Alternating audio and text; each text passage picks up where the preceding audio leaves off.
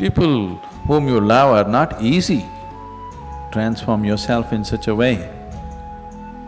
Being in your presence, unknowingly, their cup will turn around. As far as your spiritual process is concerned, anyway you're alone. Namaskaram Sadhguru. I'm in a relationship with a very bitter person who is not interested in spirituality. How can I handle my relationship without losing my way on the spiritual path? If your concern is your spiritual growth only, then if you have a demon for your partner, that's the best thing. But your partner, your husband, wife is not just about spiritual growth, you also want to have a pleasant life in the family. Then you have to choose someone whom you like, but any human being on the planet, there is something that you don't like about them, isn't it so? So you use that part of it for your spiritual growth, and the rest of it you enjoy. Just as life. So if your intention is to have a good family, then some rapport is needed between two people, otherwise it won't work. Especially if you have produced children, then rapport is must, otherwise you'll foul the new life that's come up. If you create a foul atmosphere, you'll foul up the new life that is coming up. Nobody has any right to do that actually, but people are doing it. But no human being has any right. You can mess yourself up as much as you want, that's up to you. But you can't mess up a fresh life that's just coming up. So, if you're looking for good life, family life, then one has to find rapport. And that rapport means some areas of commonality at least. But if you're looking for spiritual life, it doesn't matter what kind of person he is, you can use everything for your growth, everything for your growth, if that's all your focus is. But generally your focus is both ways, you want to have a little bit of that and a little bit of this, so mixed fare. So it gets a little complex. So, to build a rapport takes effort, takes compromise, takes love, endurance.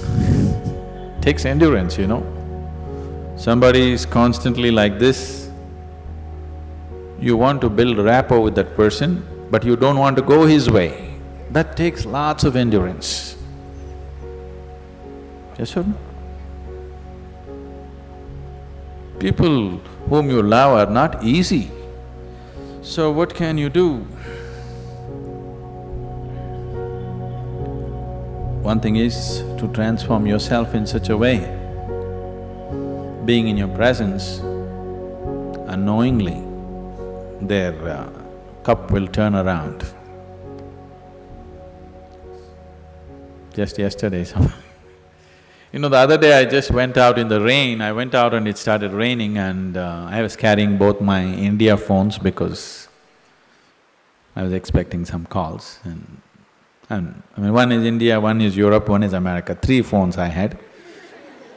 One I had in my jacket, other in my trouser pockets, and by the time I got here it got wet and both the phones just burnt up.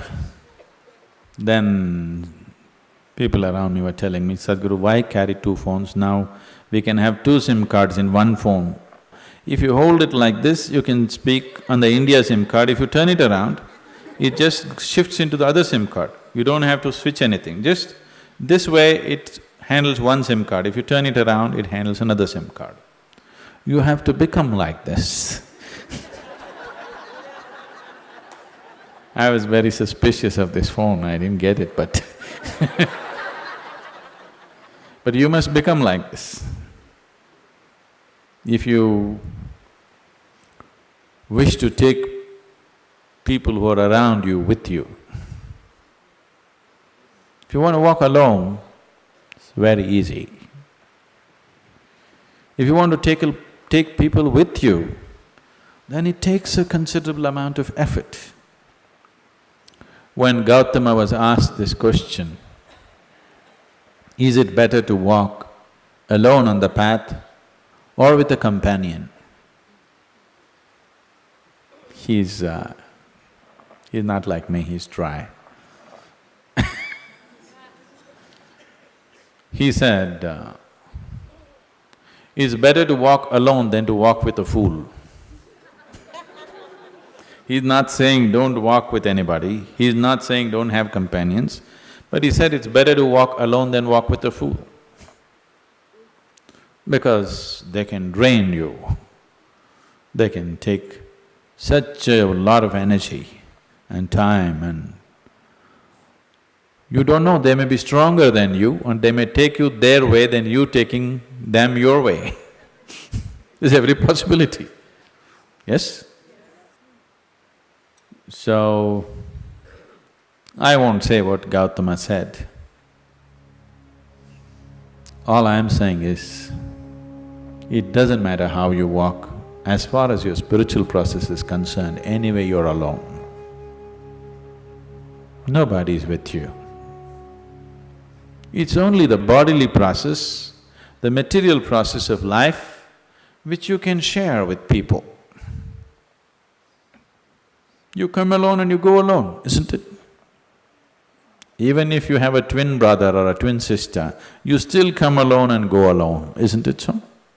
So when it comes to the spirit, anyway, you walk alone. So don't mix that up. So that part of it you handle well. The material part of it, according to your capability, to what extent you can do it, you do it. They come your way, it's wonderful. If they don't, it's all right, don't grudge them. It's just that you don't have to go that way. Maybe someday, when the doctor tells you your liver is in a bad state, he may seek divine, you know. Yes? Have you seen people who are walking in the morning? Not everybody, there are certain type of people, these are all over 50, 55 age group people. They have become lean and they're walking briskly every day, religiously they are there. These are all people who generally had a cardiac problem. They almost died. Then their doctor told them, either you do this or you're gone. Now their walking is like a religion. Not Sunday morning, every morning. Have you seen those people? Suddenly they transform, they eat properly, they do everything properly because the fear of life and death has come. So different people need different kinds of impetus. If you're sensible, you learn by just looking. If you're not sensible, you learn by thrashing. Life will thrash you.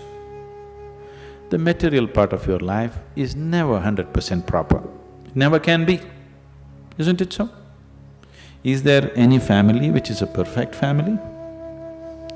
Is there any relationship which is a perfect relationship? Is there any business which is a perfect business? Is there any career which is a perfect career? There is no such thing, don't seek that. Your life will become wasteful and fanciful if you seek such things.